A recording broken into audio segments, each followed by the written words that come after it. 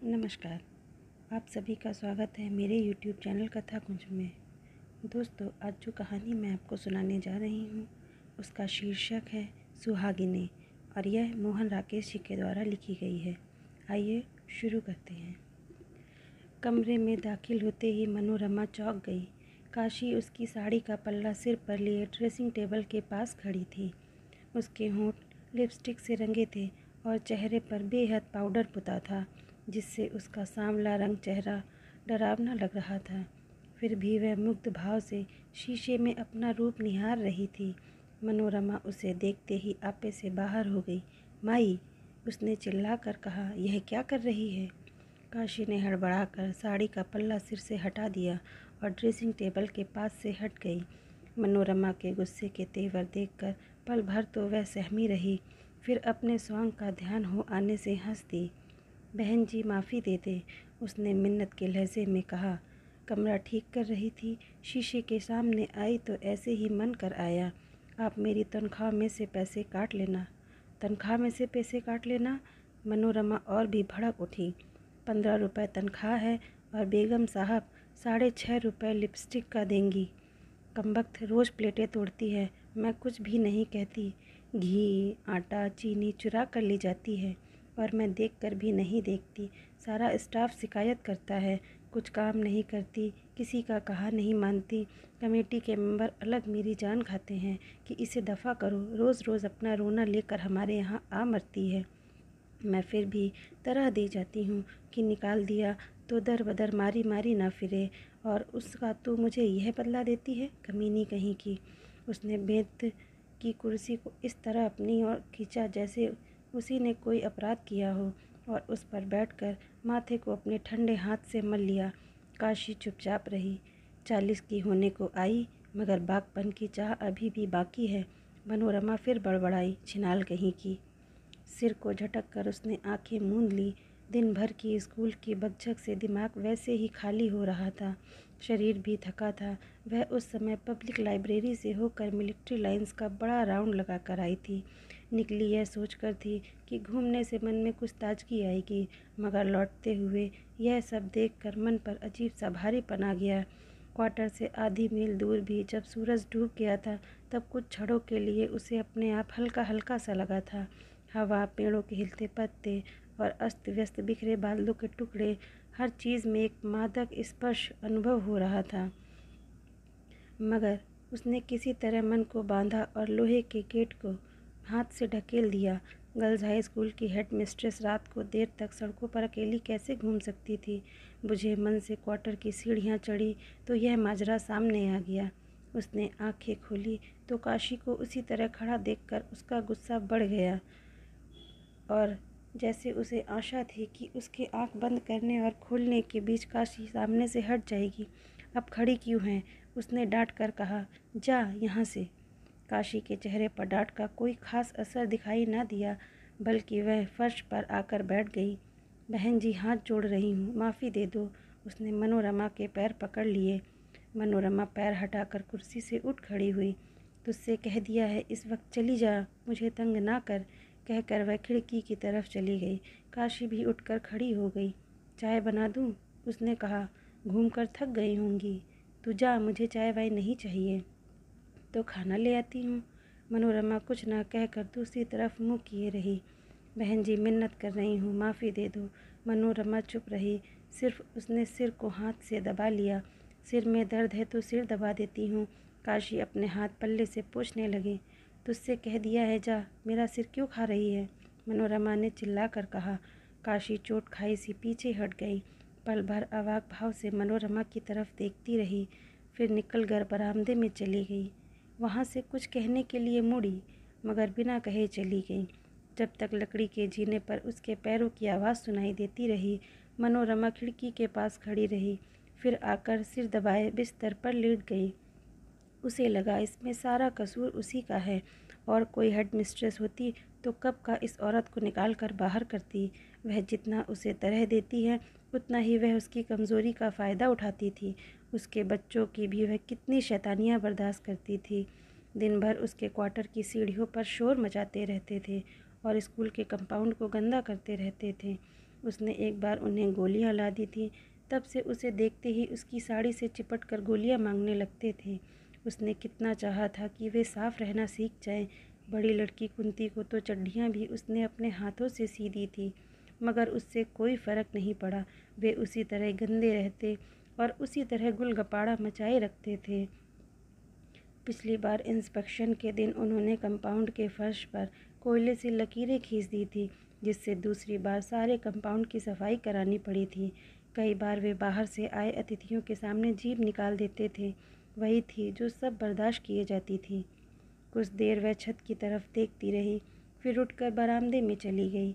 लड़की के बरामदे में अपने ही पैरों की आवाज़ से शरीर में कपकपी भर गई। उसने मुंडेर के खंभे पर हाथ रख लिया। अहाते में खुली चांदनी फैली थी। ईंटों के फर्श पर सीमेंट की लकीरें एक इंद्रजाल सी लगती थी। स्कूल के बरामदे में पड़े डेस्क, स्टूल और ब्लैकबोर्ड ऐसे लग रहे थे जैसे डरावनी सूरतों वाले भूत प्रेत अपने गार के अंदर से बाहर झांक रहे हों। देवदार का घना जंगल जैसे ठंडी चांदनी के स्पर्श से सिहर रहा था, वैसे बिल्कुल सन्नाटा था। काशी के क्वार्टर में इस वक्त इतनी खामोशी कभी नहीं होती थी। आमतौर पर 9-10 बजे तक उसके बच्चे चीखते चिल्लाते रहते थे। उस समय लग रहा था जैसे इस क्वार्टर में कोई रहता ही ना हो। रोशनदान में गत्ते लगे रहने से यह भी पता ना चल रहा था कि अंदर लालटेन जल रही है या नहीं। मनोरमा ने खंभे को और भी अच्छी तरह थाम लिया, जैसे पास में उसका वही एक आत्मीय हो जिसे वह उसके प्रति सचेत रखना चाहती हो। देवदारों के झुरमुटों में से गुजरती हवा की आवाज़ पास आई और दूर चली गई। कुंती, मनोरमा ने आवाज़ दी। उसकी आवाज़ को भी हवा दूर, बहुत दूर ले गई। जंगल की सरसराहट फिर एक बार बहुत पास चली आई। काशी के क्वार्टर का दरवाज़ा खुला और कुंती अपने में सिमटती सी बाहर निकली। मनोरमा ने सिर के इशारे से उसे ऊपर आने को कहा। कुंती ने एक बार अपने क्वार्टर की तरफ देखा और भी सिमटती हुई ऊपर चली आई। तेरी माँ क्या कर रही है? मनोरमा ने कोशिश की कि उसकी आवाज़ रूखी ना लगे। कुछ भी नहीं, कुंती ने सिर हिलाकर कहा। कुछ तो कर रही होगी। रो रही है। क्यों रो रही है? कुंती चुप रही। मनोरमा भी चुप रहकर नीचे देखने लगी। तुम लोगों ने रोटी नहीं खाई? पल भर रुककर उसने पूछा। रात की बस से बापू को आना है। माँ कहती थी सब लोग उनके आने पर ही रोटी खाएंगे। मनोरमा के सामने जैसे सब कुछ स्पष्ट हो गया। 3 साल के बाद अयोध्या आ रहा है, यह बात काशी उसे बता चुकी थी। तभी आज आईने के सामने जाने पर उसके मन में पाउडर और लिपस्टिक लगाने की इच्छा जाग गई थी। उसके बच्चे भी शायद इसलिए आज इतने खामोश थे। उनका बापू आ रहा था, बापू जिसे उन्होंने 3 साल से नहीं देखा था और जिसे शायद वे पहचानते भी नहीं थे, या शायद पहचानते थे, एक मोटी सख्त आवाज़ और तमाचे जड़ने वाले हाथों के रूप में। जा और अपनी माँ को ऊपर भेज दे। उसने कुंती का कंधा थपथपा दिया। कहना मैं बुला रही हूँ। कुंती बाहें और कंधे सिकोड़े नीचे चली गई। थोड़ी देर में काशी ऊपर आ गई। उसकी आंखें लाल थी और वह बार बार पल्ले से अपनी नाक पोंछ रही थी। मैंने ज़रा सी बात कह दी और तू रोने लगी? मनोरमा ने उसे देखते ही कहा। बहन जी, नौकर मालिक का रिश्ता ही ऐसा है। गलत काम करने पर ज़रा भी कुछ कह दो तो तू रोने लगती है। मनोरमा जैसे किसी टूटी चीज़ को जोड़ने लगी थी। जा अंदर गुसलखाने से हाथ मुँह धो आ। मगर काशी नाक और आंखें पोंछती हुई वहीं खड़ी रही। मनोरमा एक हाथ से दूसरे हाथ की उंगलियां मसलने लगी। अयोध्या आ रहा है? उसने पूछा। काशी ने सिर हिला दिया। कुछ दिन रहेगा या जल्दी चला जाएगा? चिट्ठी में तो यही लिखा है कि ठेका उठाकर चला जाएगा। मनोरमा जानती थी कि अयोध्या की खानदानी ज़मीन पर सेब के कुछ पेड़ हैं जिनका हर साल ठेका उठता है। पिछले साल काशी ने 125 में ठेका दिया था और उससे पिछले साल 150 में। पिछले साल अयोध्या ने उसे बहुत सख्त चिट्ठी लिखी थी। उसका ख्याल था कि काशी ठेकेदारों से कुछ पैसे अलग से लेकर अपने पास रख लेती है, इसलिए इस बार काशी ने उसे लिख दिया था कि ठेका उठाने के लिए वह आप ही वहाँ आए। वह रुपए पैसे के मामले में किसी की बात सुनना नहीं चाहती। 5 साल हुए अयोध्या ने उसे छोड़कर दूसरी औरत कर ली थी और उसे लेकर पठानकोट में रहता था। वही उसने एक छोटी सी परचून की दुकान भी डाल रखी थी। काशी को वह खर्च के लिए एक पैसा भी नहीं भेजता था। सिर्फ ठेका उठाने के लिए ही पठानकोट से आ रहा है। मनोरमा ने ऐसे कहा जैसे सोच कुछ और ही रही हो। आधे पैसे तो उसके आने जाने में निकल जाएंगे। मैंने सोचा इस बहाने एक बार यहाँ हो जाएगा और बच्चों से भी मिल जाएगा। काशी की आवाज़ फिर कुछ भीग गई। फिर उसकी तसल्ली भी हो जाएगी कि आजकल इन सेबों का 150 कोई नहीं देता। अजीब आदमी है, मनोरमा हमदर्दी के स्वर में बोली। अगर सचमुच तू कुछ पैसे रख भी लेती है तो क्या, आखिर तू उसी के बच्चों को तो पाल रही है। चाहिए तो यह कि हर महीने वह तुझे कुछ पैसे भेजा करे। उसकी जगह वह इस तरह बात करता है। बहन जी, मर्द के सामने किसी का बस नहीं चलता। काशी की आवाज़ और भीग गई। तो तू क्यों उससे नहीं कहती कि। इतना कहते ही उसने अपने आप को रोक लिया। उसे याद आया कि कुछ दिन हुए एक बार सुशील की चिट्ठी आने पर काशी ने उससे इसी तरह की बातें पूछती रही थी जो उसे अच्छी नहीं लगी थी। काशी ने कई सवाल पूछे थे कि बाबूजी आप इतना कमाते हैं तो उनसे नौकरी क्यों कराते हैं, कि उनके अभी तक कोई अच्छा बच्चा क्यों नहीं हुआ, और कि वह अपनी तनख्वाह अपने पास ही रखती हैं या बाबूजी को भी कुछ भेजती हैं। तब उसने काशी की बातों को हंसकर टाल दिया था, मगर अपने अंदर उसे महसूस हुआ था कि उसके मन की कोई बहुत कमज़ोर सतह उन बातों से छू गई है और उसका मन कई दिन तक उदास रहा था। रोटी ले आऊं? काशी ने आवाज़ को थोड़ा सहेज कर पूछा। नहीं, मुझे अभी भूख नहीं है, मनोरमा ने काफ़ी मुलायम स्वर में कहा, जिससे काशी को विश्वास हो जाए कि वह अब बिल्कुल नाराज़ नहीं है। जब भूख लगेगी मैं खुद निकाल कर खा लूँगी। तू जाकर अपने यहाँ काम कर ले। अयोध्या अब आने वाला ही होगा। आखिरी बस 9 बजे तक पहुँच जाती है। काशी चली गई तो भी मनोरमा खंबे का सहारा लिए काफ़ी देर खड़ी रही। हवा तेज हो गई थी। उसे अपने मन में बेचैनी महसूस होने लगी। उसे वे दिन याद आए जब ब्याह के बाद वह और सुशील साथ साथ पहाड़ों पर घूमा करते थे। उन दिनों लगता था कि उस रोमांच के सामने दुनिया की हर चीज़ हेज है। सुशील उसका हाथ भी छू लेता तो शरीर में एक ज्वार उठ आता था और रोया रोया उस ज्वार में बह चलता था। देवदार के जंगल की सारी सरसराहट जैसे शरीर में भर जाती थी। अपने को उसके शरीर में खो देने के बाद जब सुशील उससे दूर हटने लगता तो उसे यह और भी पास कर लेना चाहती थी। वह कल्पना में अपने को एक छोटे से बच्चे को अपने में लिए हुए देखती और पुलकित हो उठती। उसे आश्चर्य होता कि क्या सचमुच एक हिलती डुलती काया उसके शरीर के अंदर से जन्म ले सकती है। कितनी बार वह सुशील से कहती थी कि वह आश्चर्य को अपने अंदर अनुभव करके देखना चाहती है, मगर सुशील इसके हक में नहीं था। वह नहीं चाहता था कि अभी कुछ साल वे एक बच्चे को घर में आने दें।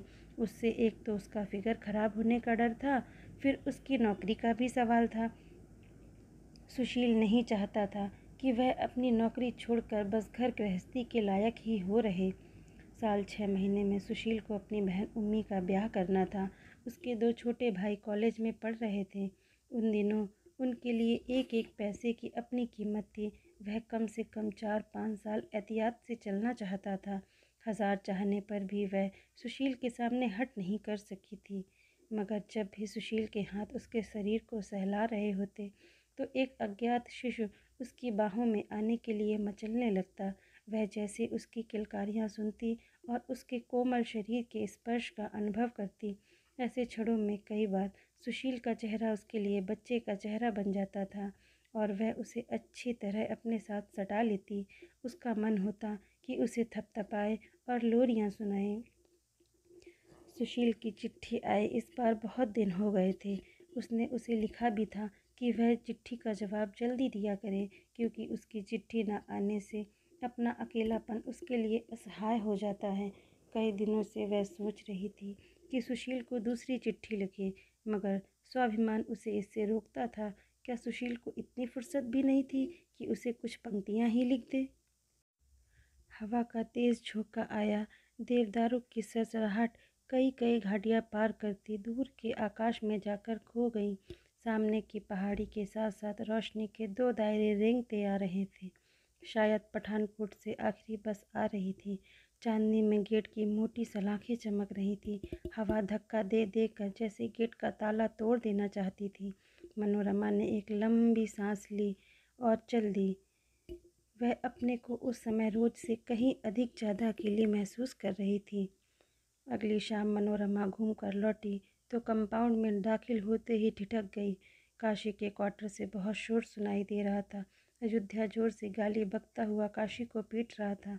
काशी गला फाड़ फाड़ कर रो रही थी। मनोरमा गुस्से से भन्ना उठी। कमेटी के नियम के मुताबिक किसी मर्द को स्कूल की चार दीवारी में रात को ठहरने की इजाज़त नहीं थी। उसने खास रियायत करके उसे वहाँ ठहरने की इजाज़त दी थी। वह आदमी था कि वहाँ रहकर इस तरह की हरकत कर रहा था। मनोरमा का ध्यान काशी को पड़ती मार की तरफ नहीं गया, इसी तरफ गया कि जो कुछ हो रहा है उसके स्कूल की बदनामी है, और स्कूल की बदनामी का मतलब हेड मिस्ट्रेस की बदनामी। वह तेजी से क्वार्टर की सीढ़ियाँ चढ़ गई। खट खट खट उसके सैंडल की आवाज़ लकड़ी के जीने पर कर उठे। उसे समझ नहीं आ रहा था कि वह क्या करे। काशी को बुलाकर कहे कि अयोध्या को फ़ौरन वहाँ से भेज दे, या अयोध्या को बुलाकर ही डांटे और कहे कि वह सुबह होने तक वहाँ से चला जाए। बरामदे में पैर रखते ही उसने देखा कि कुंती एक कोने में सहमी सी बैठी है और डरी हुई आंखों से नीचे की तरफ देख रही है, जैसे उनकी माँ को पड़ती मार की चोट उसे भी लग रही हो। मनोरमा सोच नहीं सकी कि वह लड़की उस वक्त उसके क्वार्टर में क्यों बैठी है। क्या बात है? उसने अपना गुस्सा दबाकर पूछा। माँ ने कहा था आपको रोटी खिला दूँ। कुंती उसकी तरफ इस तरह डरी डरी आंखों से देखने लगी, जैसे उसे आशंका हो कि बहन जी अभी उसे बाँह से पकड़ लेंगी और पीटने लगेंगी। तू मुझे रोटी खिलाएगी? कुंती ने उसी डरे हुए भाव से सिर हिला दिया।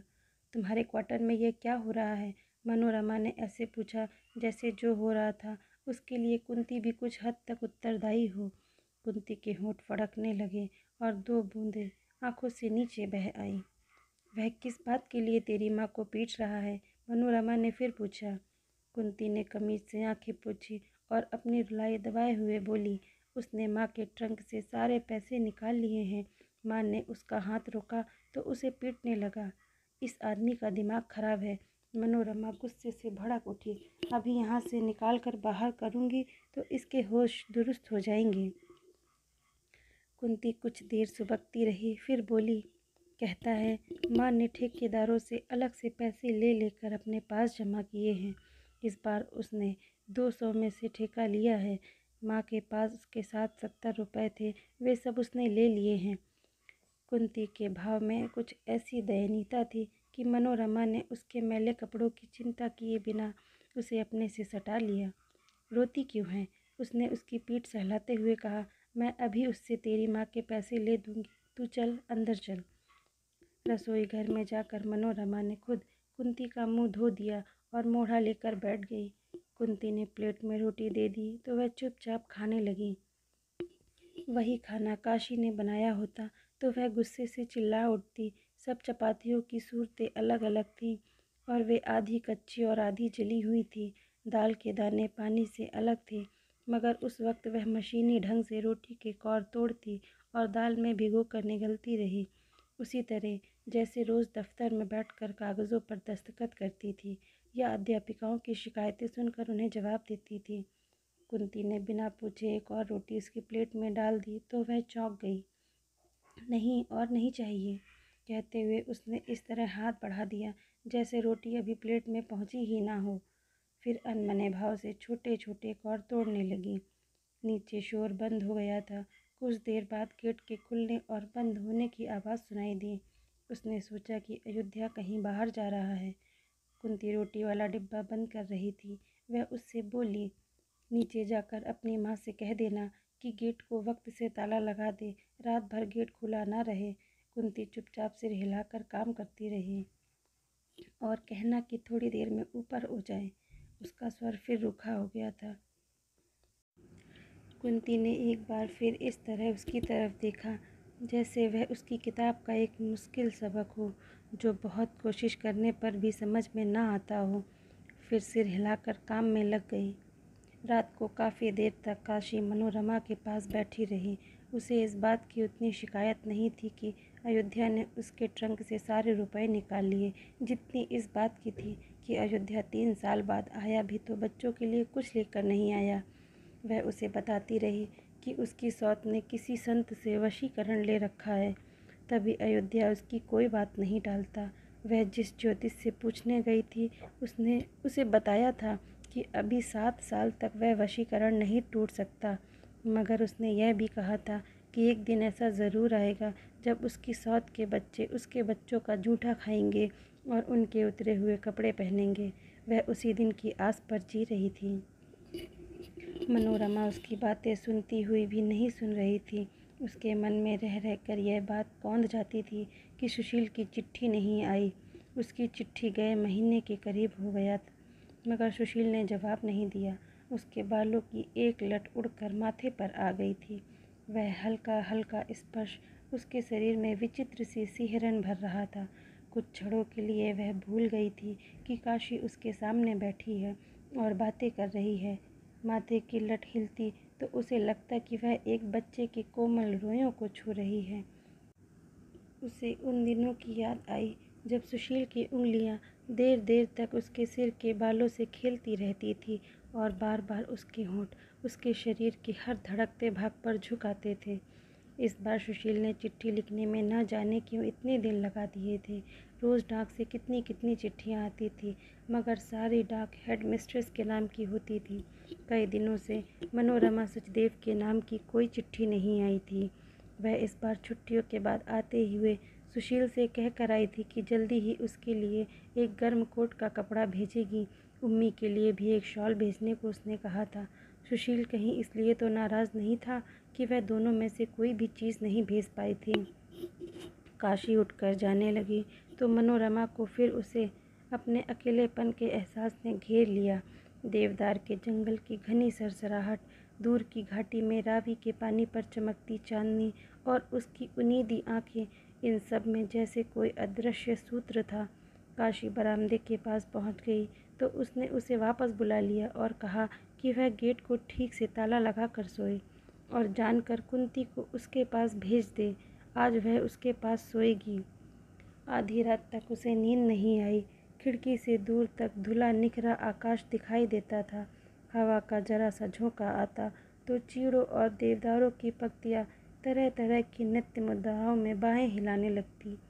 पत्तों और टहनियों पर से फिसल कर आती हवा का शब्द शरीर को इस तरह रोमांचित करता कि शरीर में एक जड़ता सी छा जाती।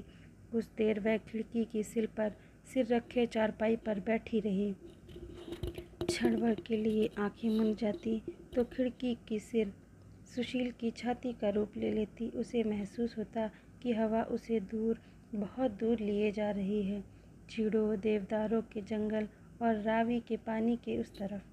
जब वह खिड़की के पास से हटकर चारपाई पर लेटी तो रोशनदान से छन कर आती चांदनी का एक चौकोर टुकड़ा साथ की चारपाई पर सो रही कुंती के चेहरे पर पड़ रहा था। मनोरमा चौंक गई। कुंती पहले कभी उसे उतनी सुंदर नहीं लगी थी। उसके पतले पतले होंठ आम की लाल लाल नन्ही पत्तियों की तरह खुले थे। उसे और पास से देखने के लिए वह कोहनियों के बल उसकी चारपाई पर झुक गई। फिर सहसा उसने उसे चूम लिया। कुंती सोई सोई एक बार सिहर गई। मनोरमा तकिए पर सिर रखे देर तक छत की तरफ देखती रही। जब हल्की हल्की नींद आंखों पर छाने लगी तो वह गेट खुलने और बंद होने की आवाज़ से चौंक गई। कुछ ही देर में काशी के क्वार्टर से फिर अयोध्या के बड़बड़ाने की आवाज़ें सुनाई देने लगी। वह उस समय शराब पिए हुए था। मनोरमा के शरीर में फिर एक गुस्से की झुरझुरी उठी। उसने अच्छी तरह अपने को कंबलों में लपेटकर उस आवाज़ को भुला देने का प्रयत्न किया, मगर नींद आ जाने पर भी वह आवाज़ उसके कानों में गूंजती रही। 2 दिन बाद अयोध्या चला गया तो मनोरमा ने आराम की सांस ली। उससे रह रह कर लगता था कि किसी भी क्षण वह अपने पर से काबू खो देगी और चपरासी से धक्के दिलाकर उस आदमी को स्कूल के कंपाउंड से निकलवा देगी। वह आदमी शक्ल से ही कमीना नजर आता था। उसके बड़े बड़े मैले दांत, काले होंठ और खूंखार जानवर जैसी चुभती आंखें देखकर लगता था कि उस आदमी को ऐसी शक्ल के लिए ही उम्र कैद की सज़ा होनी चाहिए। उसके चले जाने के बाद उसका मन काफ़ी हल्का हो गया। दफ्तर के कुछ काम जो वह कई दिनों से टाल रही थी उसने उसी दिन बैठकर पूरे कर दिए। उस दिन शाम की डाक से उसे सुशील की चिट्ठी भी मिल गई। उसने चिट्ठी दफ्तर में नहीं खोली, स्टोनों से और चिट्ठियों का डिक्टेशन अगले दिन लेने के लिए कहकर क्वार्टर में चली आई। चारपाई पर बैठकर उसने पेपर नाइफ से धीरे धीरे लिफाफा खोला, जैसे उसे चोट ना पहुंचाना चाहती हो। चिट्ठी दफ्तर के कागज़ पर बहुत जल्दी जल्दी लिखी गई थी। मनोरमा को अच्छा नहीं लगा, मगर फिर भी उसने एक एक पंक्ति उत्सुकता के साथ पढ़ी। सुशील ने लिखा था कि जल्दी ही एक जगह उम्मी की सगाई तय हो रही है। लड़का अच्छी नौकरी पर है। सभी ने यह रिश्ता पसंद किया है। हो सके तो वह उम्मी की शॉल जल्दी भेज दे। अब उम्मी के ब्याह के लिए भी उन लोगों को कुछ पैसे बचा कर रखने चाहिए। अंत में उसने उसे अपनी सेहत का ध्यान रखने को लिखा था। मधुर आलिंगन तथा अनेकानेक चुंबनों के साथ चिट्ठी समाप्त हुई थी। मनोरमा काफ़ी देर चिट्ठी हाथ में लिए बैठी रही। उसे पढ़कर मधुर आलिंगन और अनेकानेक चुंबनों का कुछ भी स्पर्श महसूस नहीं हुआ था। ऐसा लगा जैसे वह एक चश्मे से पानी पीने के लिए झुकी हो और उसके होंठ गीले रेत से छू कर रह गए हों। चिट्ठी उसने ड्रॉर में डाल दी और दफ्तर में लौट गई। रात को खाना खाने के बाद वह चिट्ठी का जवाब लिखने बैठी, मगर पेपर और कलम हाथ में लेते ही उसे ऐसा लगा जैसे बिल्कुल दिमाग उसका खाली हो गया। उसे लगा कि उसके पास लिखने के लिए कुछ भी नहीं है। पहली पंक्ति लिखकर वह देर तक कागज़ को नाखून से कुरेदती रही। आखिर बहुत सोचकर उसने कुछ पंक्तियाँ लिखीं। पढ़ने पर उसे लगा कि वह चिट्ठी उन चिट्ठियों से खास अलग नहीं थी जो वह दफ्तर में बैठकर क्लर्क को डिक्टेट कराया करती थी। चिट्ठी में बात इतनी ही थी कि उसे इस बात का अफसोस है कि वह शॉल और कोट का कपड़ा अभी नहीं भेज पाई। जल्दी ही वह ये दोनों चीज़ें भेज देगी और अंत में उसकी तरफ से भी मधुर आलिंगन और अनेकानेक चुंबन। रात को वह देर तक सोचती रही कि कौन कौन सा खर्च कम करके वह 40-50 रुपये महीना और बचा सकती है। दूध पीना बंद कर दे, कपड़े खुद धोया करे, काशी से काम छुड़ा कर रोटी खुद बनाया करे। ज़्यादा खर्च तो काशी की वजह से ही होता था। वह चीज़ें मांग कर भी ले जाती थी और चुरा कर भी, मगर उसने पहले ही आजमा कर देखा था कि वह स्कूल का काम करती हुई साथ अपनी रोटी नहीं बना सकती। ऐसे मौक़ों पर या तो वह दूध डबल रोटी खाकर रह जाती थी या कुछ भी छौंक भून कर पेट भर लेती थी। अगले दिन से उसने खाने पीने में कई तरह की कटौतियाँ कर दी। काशी से कह दिया कि दूध वह सिर्फ चाय के लिए ही लिया करे और दाल सब्ज़ी में घी बहुत कम इस्तेमाल किया करे। बिस्कुट और फल भी उसने बंद कर दिए।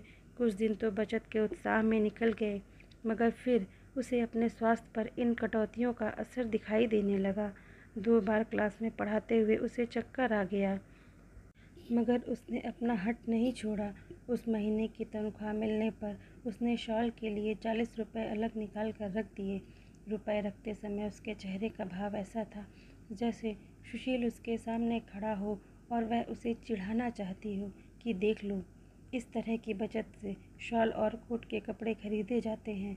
उसके स्वभाव में वैसे भी कुछ चिड़चिड़ापन आ गया था। वह बात बेबात हर एक पर झल्ला उठती थी। एक दिन स्कूल जाने से पहले वह आईने के सामने खड़ी हुई तो कुछ चौंक गई। उसे लगा कि उसके चेहरे का रंग काफ़ी पीला पड़ गया है। उस दिन दफ्तर में बैठे हुए उसके सिर में सख्त दर्द हो आया और वह 12 बजे से पहले ही उठकर क्वार्टर में आ गई। बरामदे में पहुंचकर उसने देखा कि काशी उसके पैरों की आवाज़ सुनते ही जल्दी से अलमारी बंद करके चूल्हे की तरफ गई है। उसने रसोई घर में जाकर अलमारी खोल दी। घी का डिब्बा खुला पड़ा था और उसमें उंगलियों के निशान बने थे। मनोरमा ने काशी की तरफ देखा। उसके मुंह पर कच्चे घी की कनियाँ लगी थी और वह ओट करके अपनी उंगलियां दुपट्टे से पोंछ रही थी। मनोरमा एकदम आपे से बाहर हो गई। पास जाकर उसने उसे चोटी से पकड़ लिया। चुट्टी, उसने चिल्लाकर कहा, मैं इसलिए सूखी सब्जी खाती हूँ कि तू कच्चा घी हजम किया करे। शर्म नहीं आती कामजात? जा, अभी निकल जा यहाँ से। मैं आज से तेरी सूरत भी नहीं देखना चाहती। उसने उसकी पीठ पर एक लात जमा दी। काशी औंधे मुँह गिरने को हुई, मगर अपने हाथों के सहारे संभल गई। पल भर वह दर्द से आंखें मूंदी रही। फिर उसने मनोरमा के पैर पकड़ लिए। मुँह से उसने कुछ नहीं कहा। मैं तुझे 24 घंटे का नोटिस दे रही हूँ। मनोरमा ने पैर छुड़ाते हुए कहा, कल इस वक्त तक स्कूल का क्वार्टर खाली हो जाना चाहिए। सुबह ही क्लर्क तेरा हिसाब कर देगा। उसके बाद तूने इस कंपाउंड में कदम भी रखा तो। और वह हटकर वहाँ से आने लगी। काशी ने बढ़कर फिर उसके पैर पकड़ लिए। बहन जी, पैर छू रही हूँ, माफ़ी दे दो, उसने मुश्किल से कहा। मनोरमा ने फिर भी पैर झटके से छुड़ा लिए। उसका एक पैर पीछे पड़ी चायदानी को जा लगा। चायदानी टूट गई। बिखरते हुए टुकड़ों की आवाज़ ने क्षण भर के लिए दोनों को स्तब्ध कर दिया। फिर मनोरमा ने अपना निचला होंठ काटा और दंदनाती हुई वहाँ से निकल गई। कमरे में आकर उसके माथे पर बाम लगाया और सिर मुंह लपेट कर लेट गई। शाम की डाक से फिर सुशील की चिट्ठी मिली। उसमें वही सब बातें थी। उम्मी की सगाई हो गई थी। पिछले इतवार वे लोग उस लड़के के साथ पिकनिक पर गए थे। उम्मी ने एक कोने में कुछ पंक्तियाँ लिखकर खुद अपनी शॉल के लिए अनुरोध किया था। साथ यह भी लिखा था कि भाभी को सब लोग बहुत याद करते हैं। पिकनिक के दिन तो उन्होंने उसे बहुत ही मिस किया। चिट्ठी पढ़ने के बाद बड़े राउंड पर घूमने निकल गई। मन में बहुत झुंझलाहट भर रही थी। उसे समझ नहीं आ रहा था कि वह झुंझलाहट काशी पर है, अपने आप पर, या सुशील पर। न जाने क्यों उसे लगा कि सड़क पर कंकड़ पत्थर पहले से कहीं ज़्यादा हैं और वह गोल सड़क न जाने कितनी लंबी हो गई है। रास्ते में 2 बार उसे थक कर पत्थरों पर बैठना पड़ा। घर में 1-1.5 फरलांग पहले उसकी चप्पल टूट गई। वह रास्ता बहुत मुश्किल से कटा। उसे लगा न जाने कब से वह घिसटती हुई उस गोल सड़क पर चल रही है और आगे भी न जाने कब तक उसे इसी तरह चलते रहना होगा। गेट के पास पहुंचकर सुबह की घटना फिर उसके दिमाग में ताज़ा हो आई। काशी के क्वार्टर में फिर खामोशी छाई थी। मनोरमा को एक क्षण के लिए ऐसा महसूस हुआ कि काशी क्वार्टर खाली करके चली गई है और उस बड़े कंपाउंड में उस समय वह बिल्कुल अकेली है। उसका मन सिहर गया। उसने कुंती को आवाज़ दी। कुंती लालटेन लिए अपने क्वार्टर से बाहर निकल आई। तेरी माँ कहाँ है? मनोरमा ने पूछा। अंदर है। और कुंती ने एक बार अंदर की तरफ देख लिया। क्या कर रही है? कुछ नहीं कर रही, बैठी है। मनोरमा ने देखा काशी के क्वार्टर काफ़ी खस्ता हाल में है। दरवाजे का चौखट काफ़ी कमज़ोर पड़ गया था, जिससे दरवाज़ा निकलकर बाहर आ जाने को था। रोज़ वह उस क्वार्टर के सामने से कई बार गुजरती थी। रोज़ ही उस दरवाजे को देखती थी, मगर पहले कभी उसका ध्यान उस पर नहीं रुका था। इस क्वार्टर में काफ़ी मरम्मत की ज़रूरत है, कहकर वह जैसे क्वार्टर का मुआयना करने के लिए अंदर चली गई। काशी उसे देखते ही उठकर उसके पास आ गई। मनोरमा ने एक बार उसकी तरफ देख लिया, मगर उससे कोई बात नहीं की। क्वार्टर की दीवारें पीली पड़कर अब स्याह होने लगी थी। एक रोशनदान भी दीवार से निकलकर नीचे गिराने को था। छत के चारों तरफ मकड़ी के जाले लगे थे, जो आपस में मिलकर एक बड़े से चंदोवे का रूप लिए थे। कमरे में जो थोड़ा बहुत सामान था, वह इधर उधर अस्त व्यस्त पड़ा था। एक तरफ 3 बच्चे एक ही थाली में रोटी खा रहे थे। वही पानी जैसी दाल थी जो एक दिन कुंती ने उसके लिए बनाई थी, और अलग अलग सूरतों वाली खुश्क रोटियां। उसे देखकर बच्चों के हाथ और मुंह चलने बंद हो गए। सबसे छोटा लड़का, जो करीब 4 साल का था, लोई में लिपटा एक कोने में लेटा था। उसकी आंखें मनोरमा के साथ साथ कमरे में घूम रही थीं। परसू को क्या हुआ है? बीमार है? मनोरमा ने बिना काशी की तरफ देखे जैसे दीवार से पूछा और बच्चे के पास चली गई। परसू अपने पैर के अंगूठे की सीध में देखने लगा। इसे सूखा हो गया है, काशी ने धीरे से कहा। मनोरमा ने बच्चे के गालों को सहलाया और उसके सिर पर हाथ फेर दिया। डॉक्टर को दिखाया है? उसने पूछा। दिखाया था, काशी ने कहा। उसने 10 टीके बताए हैं। 2-2 रुपए का एक टीका आता है। बोलते बोलते उसका गला भर आया। लगवाए नहीं? अब मनोरमा ने उसकी तरफ देखा। कैसे लगवाती? काशी की आंखें ज़मीन की तरफ झुक गई। जितने रुपए थे वे सब तो वह निकाल कर ले गया था। मैं इसे कांसे की कटोरी मलती हूँ, कहते हैं उससे ठीक हो जाता है। बच्चा बिटर बिटर उन दोनों की तरफ देख रहा था। मनोरमा ने एक बार फिर उसके गाल को सहला दिया और बाहर चल दी। कुंती दहलीज के पास खड़ी थी। वह रास्ता छोड़कर हट गई। इस क्वार्टर में अभी सफ़ेदी होनी चाहिए, मनोरमा ने चलते चलते कहा। यहाँ की हवा में तो अच्छा भला आदमी बीमार हो सकता है। काशी के क्वार्टर से निकलकर वह धीरे धीरे अपने क्वार्टर का जीना चढ़ी।